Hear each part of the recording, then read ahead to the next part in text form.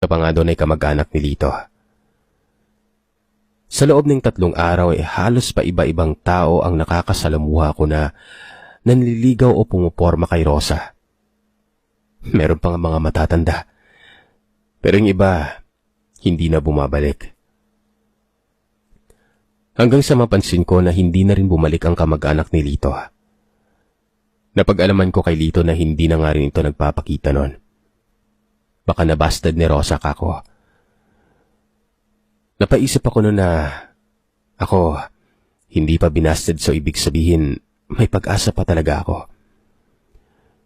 Sabi pa ni Lito, araw-araw daw halos may manliligaw si Rosa mula nang nagdalaga ito.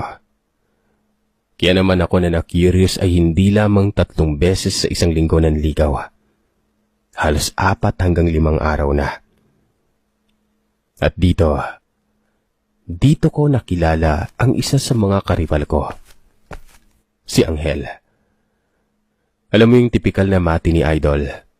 May kahabaan at maayos ang pagkakahawi ng buhok. Moreno, makinis, kitang-kita mo yung panga. Parang batak na batak ang katawan. Maganda ang tindig. 4 kaming manliligaw ng araw na yon. Kasama si Angel. At sa aming 4 ay tila ba kakilala na siya ng 2. Gawa nang umalis talagang 2 nang makita siya. Ako, hindi ako nagpatinag dahil siguro hindi ko pa siya kilala nun eh.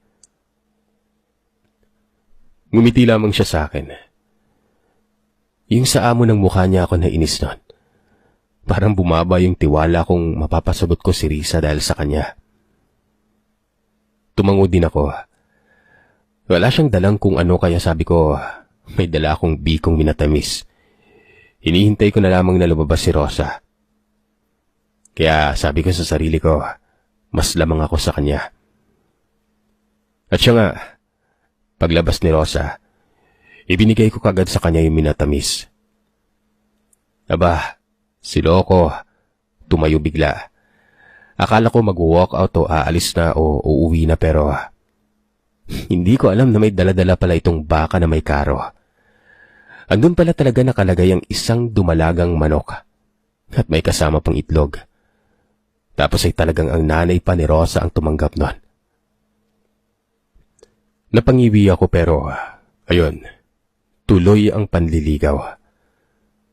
Wala naman akong nakitang diskriminasyon o favoritism na binigay si Rosa kahit isa sa amin.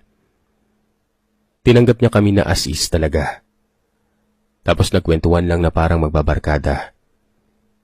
At itong si Angel, hindi ko alam kung nangiinis lang ba o sadyang maginoo. Inalok pa niya akong sumabay sa kanya sa karo. Minsan daw kasi nagdadala siya ng kalabaw lalo na kapag galing siya ng bayan. O hindi kaya ay may mga dadalhin. Tumango na lamang ako pero di ako sumama syempre.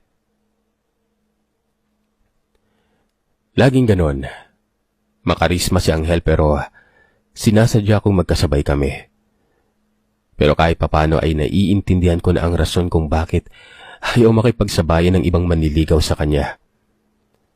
Kung mababa talagang tiwala mo sa sarili mo, panghihinaan ka ng loob. Yung iba hindi na talaga bumabalik at maging si Rosa ay walang idea.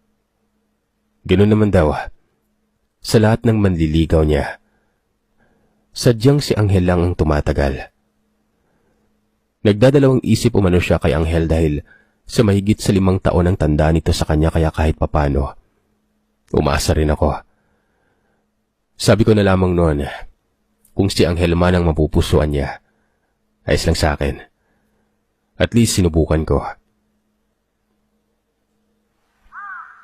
Hanggang sa isang hapon kung saan natuklasan ko ang lahat-lahat, ang sikreto ni Angel. 5:00, pala 6 na nga noon, nang nagmamadali akong pumunta kila Rosa. Masyado